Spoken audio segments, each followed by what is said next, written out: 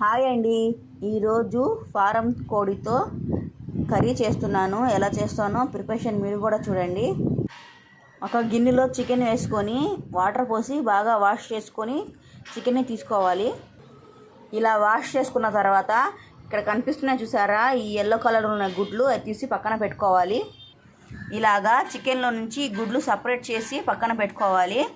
ఇప్పుడు ఈ చికెన్ కర్రీలోకి 1 స్పూన్ పసుపు, 1 స్పూను సాల్ట్, 2 స్పూన్స్ కారం వేసి బాగా ముక్కలకి పట్టేలాగా కలుపుకోవాలి. ఇలా కలుపుకున్న చికెన్ను 10 నిమిషాలు పక్కన పెట్టుకోవాలి. స్టవ్ వెలిగించి కుక్కర్ పెట్టుకోవాలి.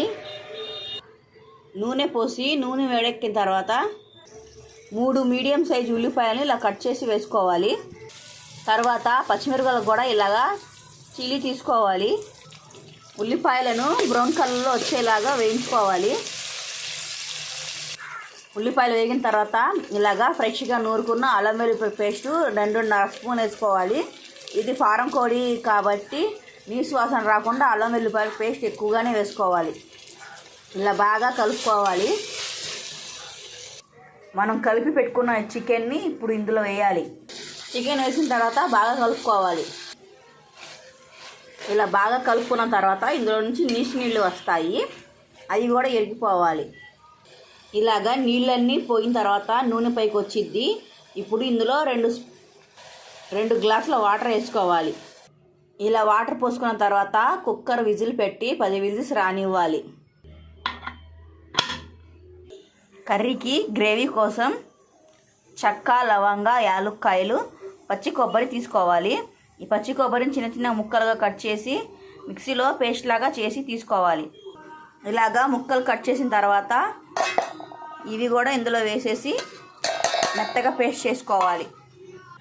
10 విజిల్స్ తర్వాత మూత తీసి చూస్తే ఈ విధంగా ఉంది. ఇప్పుడు ఇందులో మనం కొబ్బరి పేస్ట్ వేయాలి.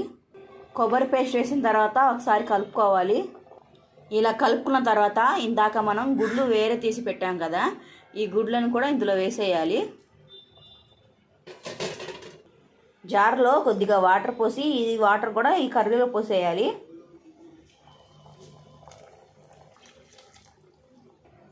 ఈ స్టేజ్లో ఉప్పు ఏదైనా తగ్గితే అడ్జస్ట్ చేసుకోండి. కారం కూడా కొద్దిగా వేసుకోవచ్చు. ఇప్పుడు మీడియం ఫ్లేమ్ పెట్టి కర్రీని ఉడికించుకోవాలి. 10 నిమిషాల తర్వాత చికెన్ అయితే అయిపోయింది, ఉడికిపోయింది. ఇందులో పుదీనా, కొత్తిమీర, కరివేపాకు వేసుకోవాలి. పుదీనా ఖచ్చితంగా వేసుకోవాలి, అప్పుడే ఈ కర్రీ టేస్ట్ అనేది వచ్చిద్ది. అంతేనండి, ఫారం కోడి కర్రీ రెడీ.